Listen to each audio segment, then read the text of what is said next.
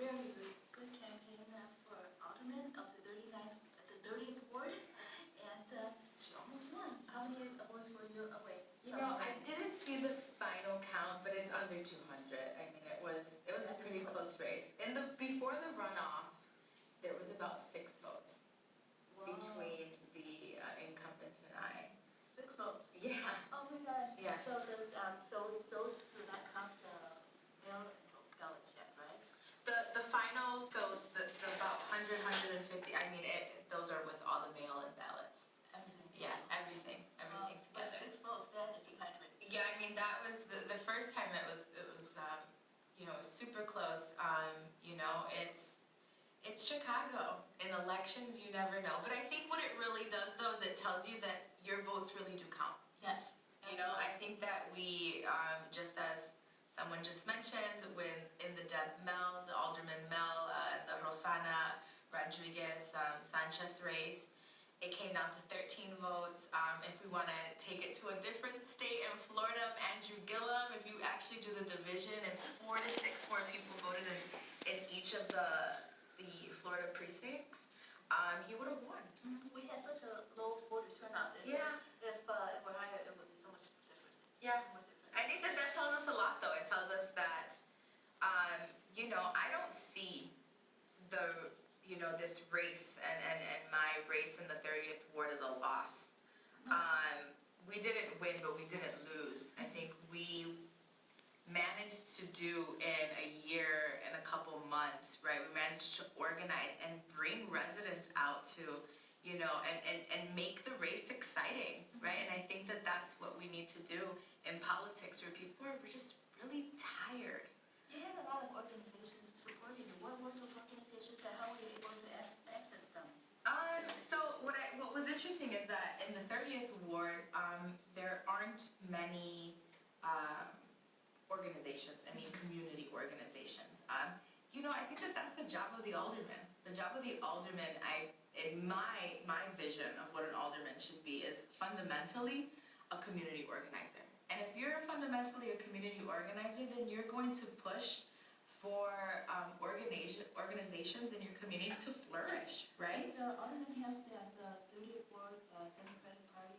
Well, he's also the committeeman, Right. which happens a lot in Chicago too. So your alderman, most of the time, is your committeeman as well, which means he's in charge of all of the polling places. He is basically the representative from the Democratic Party in trying to increase voter turnout and in registering people to vote. Yeah, just like many wards in Chicago, the 30th ward has less than 50% of its residents registered to vote. So I don't think, you know, he was even doing that job. So what about you and your community supporters? Were you all able to register a lot of voters? And do you think you brought out a lot of people to vote? We try to register people to vote. You know, there's so many different aspects, right? I mean, there's the signature collection, and then you go into the campaign. And so while you're trying to register the people to vote, I think it kind of all gets mixed in. But that's definitely one of my goals for after the election, right? And so that's the point that we're in now. We have to continue.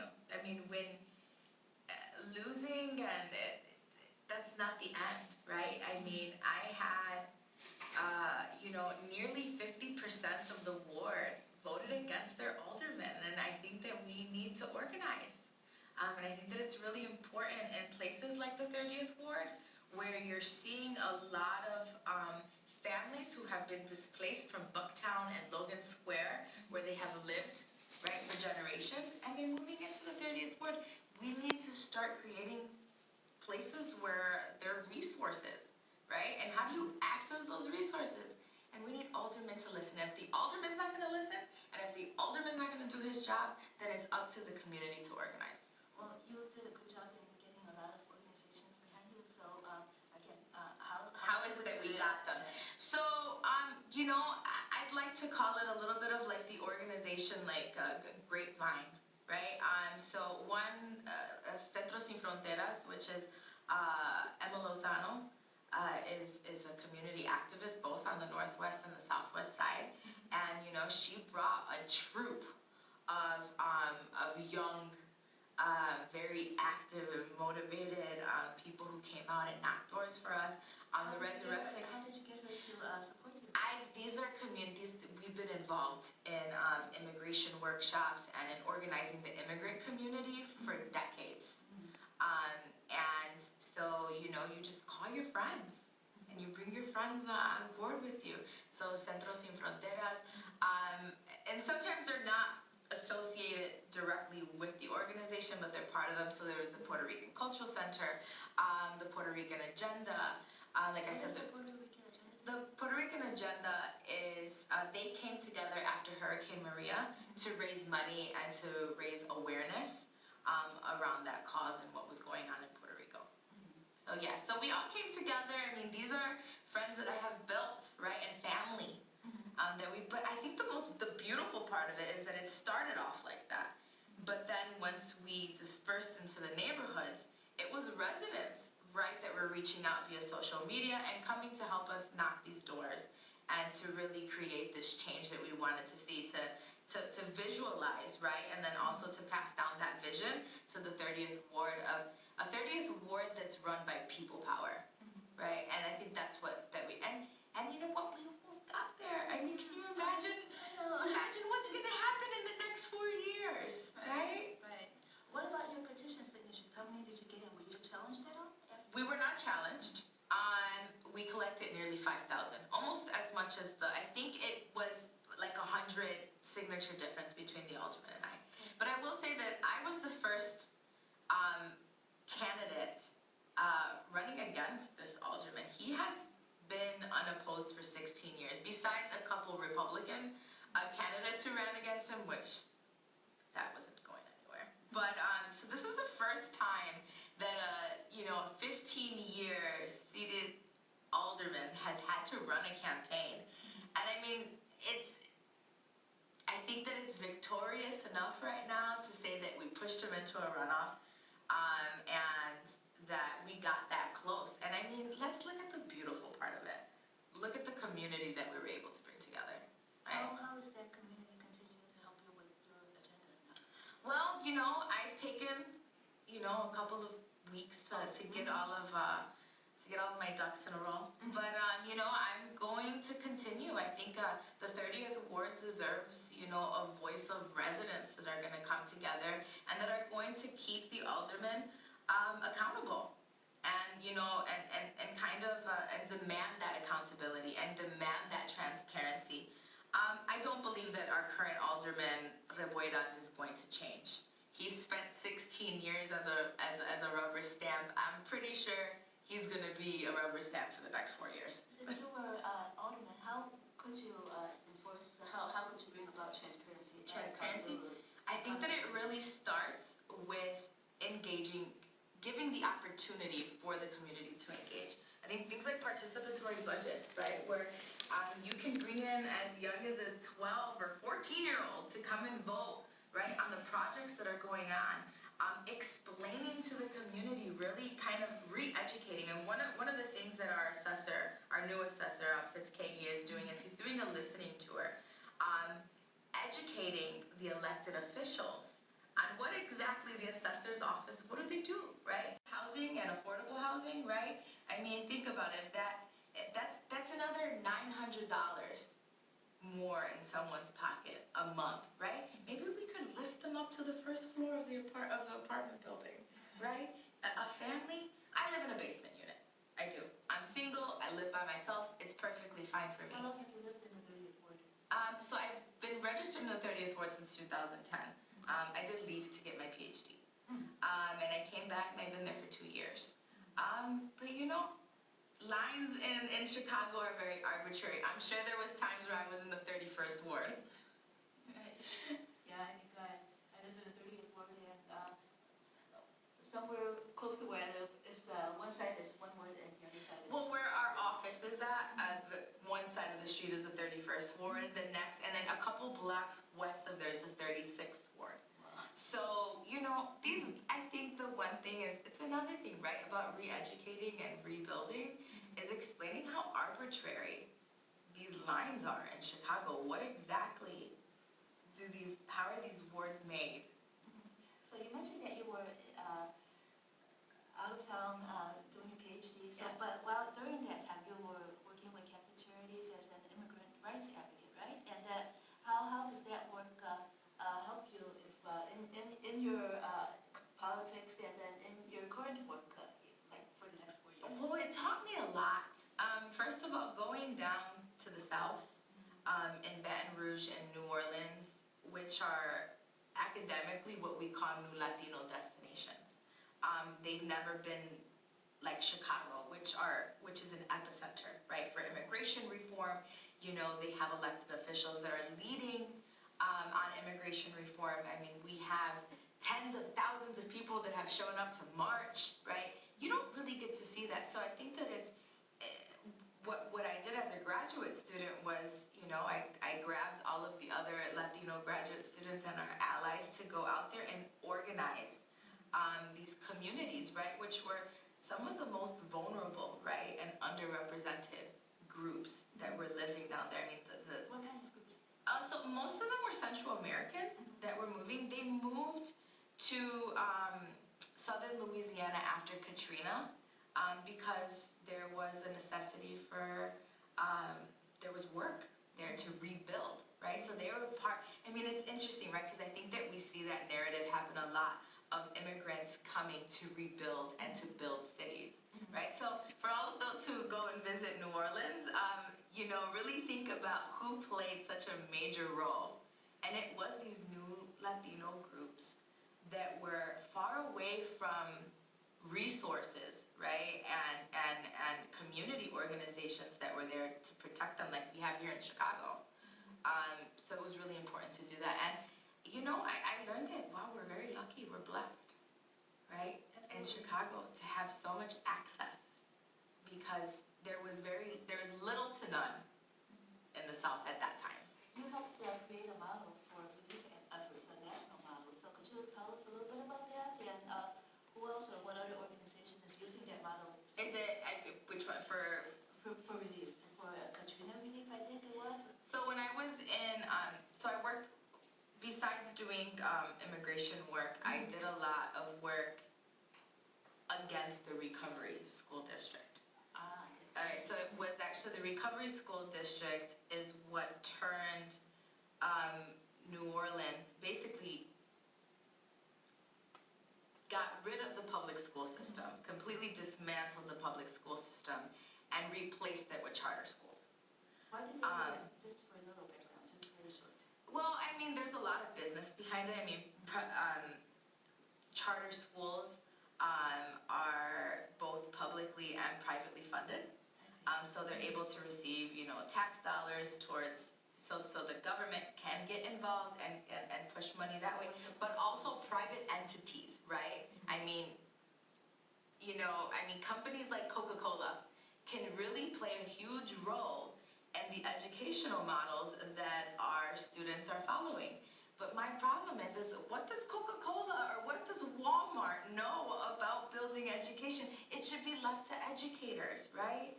I mean, teachers, community members, parents, they're the ones who should be building. They're the ones who know, the experts.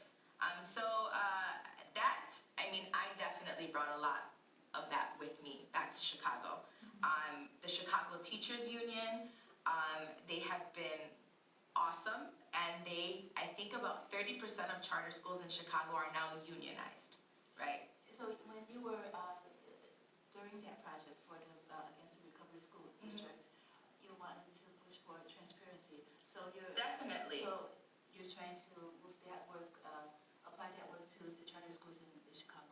Of course, yes, and demand that transparency. There is no accountability with charter schools. They do not have to abide by the same rules or regulations that the Chicago Board of Education places on the Chicago public school system. Are there any ordinances in the pipeline for more transparency? There's a moratorium that some aldermen have signed, but these same aldermen, such as the alderman I ran against, Ariel Rebueras, he signed the moratorium to stop the building and the funding of charter schools in Chicago, yet he received over $150,000 in campaign donations from them during the last runoff cycle.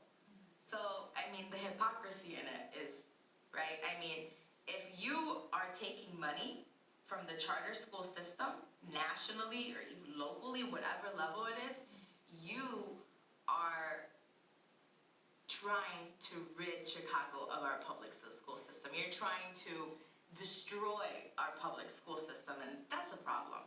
If we had more transparency and accountability, do you think we would have less waste, which would preclude us from having to enact any taxes such as the legalized marijuana tax, the sales street tax, and a real estate transfer tax? I'm a firm believer that Chicago does not have a financial, this is not about a financial issue. We have an allocation problem here. We look at Lincoln Yards. Nearly $1 billion in tax-paying money is going to be put in an area in Chicago that will develop on its own. Bucktown developed on its own. Wicker Park developed on its own. Lincoln Park developed on its own. What makes me believe that this little piece in the center of all of these very well-to-do neighborhoods now, right, where my grandparents landed in the 40s, right? What makes me believe that it's not going to develop on its own? It does not require $1 billion in taxpaying dollars that can be allocated elsewhere, and we could get rid of some of this waste. I do believe that. So that is allocating TIF funds too. TIF funds, right? That's How could aldermen that do not support it? How could they work against that? Is there anything that they can do? I think pushing to reform, for TIF reform. They've gone into the community to get community support because what they need is for the entire community to be behind them in order to get the aldermen and get the mayor to act. Yeah, I think that it is about, and they are organizers, right? And I think that that's exactly what they're doing, is trying to rev that engine in the community to get, the community at large more interested in what's going on. But you're not going to have, none of this is going to work.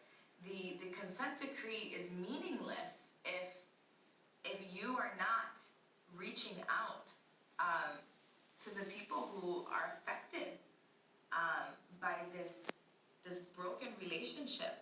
I want the police to show up when I call 911. I want to have that trust.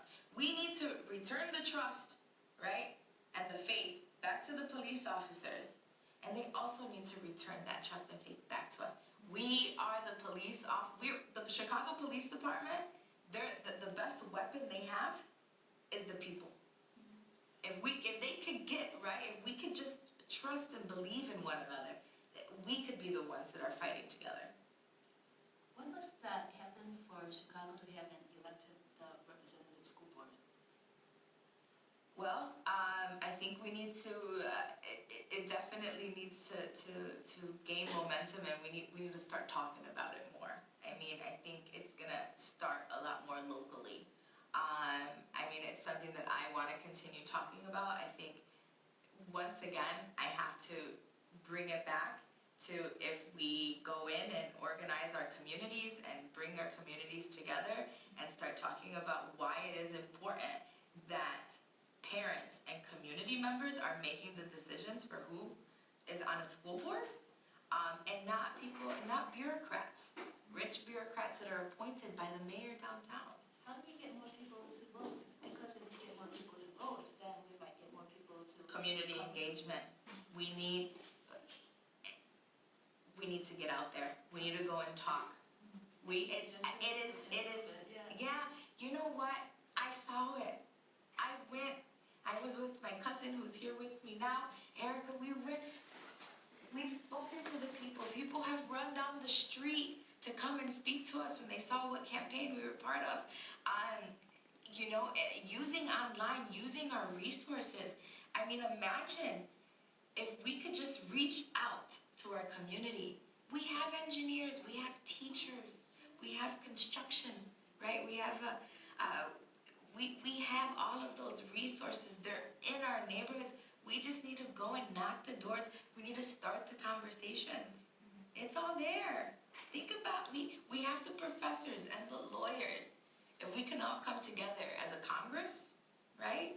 And create the checks and the balances that we need downtown. Alderman Boyce actually told me before that he has war nights and nobody shows up. And that's, that if people want services, they have to speak up. It's And old so- school ward night ways, you know, instead of having a ward night where you have to get past your secretary or, write down your complaint. No, get out from behind your desk. I really hope that this has inspired the alderman to get out behind his desk, because I think this is the first time in 15 years that he's knocked the door. Well, thank you so much. Jessica. Thank you for Okay. having me, Oh, Trudy. We're going to end with I a know, right? little Something. announcement for our Chicago, our Rogers Park Job Fair. And it's a monthly job fair, and for more information about the monthly job fair, please contact rogerspark.cc. Thank you so much for joining us today. Perfect. Excellent. Yeah, good job. Great. Thank you. Right, that we're reaching out via social media and coming to help us knock these doors and to really create this change that we wanted to see, to visualize, right, and then also to pass down that vision to the 30th ward, of a 30th ward that's run by people power, right? And I think that's what we and you know what, we almost got there. I mean, can you imagine what's going to happen in the next 4 years, right? Right. What about your petition signatures? How many did you get, and were you challenged at all? We were not challenged.